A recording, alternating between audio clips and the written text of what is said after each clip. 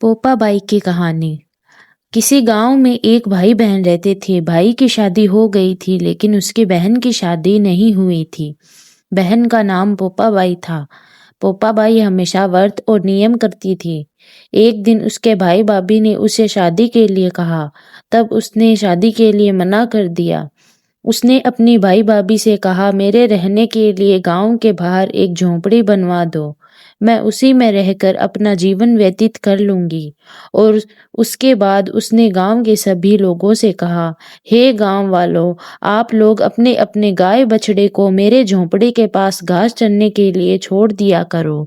मैं सभी के गाय बछड़ों की देखभाल किया करूंगी। जो भी बचा कुचा खाना हो वह भेज देना, मैं वही खा कर रह लूंगी।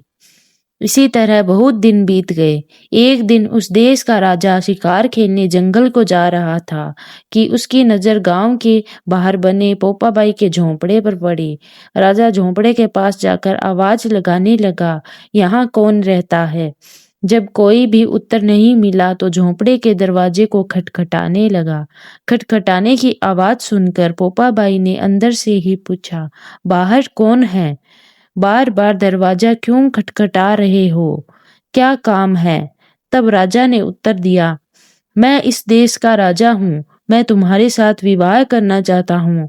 पोपाबाई ने कहा, अपने महल को लौट जाओ, मैं पराये पुरुष का मुंह नहीं देखती। लेकिन राजा ने उसकी बात पर ध्यान नहीं दिया और बलपूर्वक पोपाबाई को उठा अपने घोड़े पर बिठाकर महल की ओर चल पड़ा। पोपाबाई ने राजा को श्राप दिया, हे राजा, तेरा राजपाट सब नष्ट हो जाए। महल में पहुंचकर राजा ने अपनी रानियों से सारी बात बताई। पूरी बात सुनकर रानियों ने राजा से अनुरोध किया कि पोपाबाई को सही सलामत उसकी झोंपड़ी में छोड़ आए।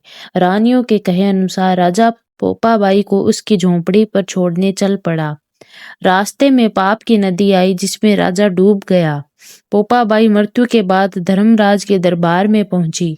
वहां धर्मराज ने उसे स्वर्ग का राज दिया। किसी गांव के एक सेठ सेठानी की मृत्यु हो गई। वे दोनों मृत्युलोक से स्वर्गलोक को आए, लेकिन स्वर्ग का दरवाजा बंद पड़ा था।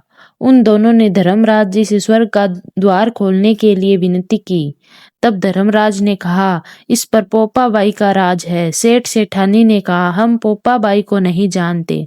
तब धर्मराज ने कहा कि तुम दोनों को 7 दिन के लिए मृत्युलोक में भेजता हूँ।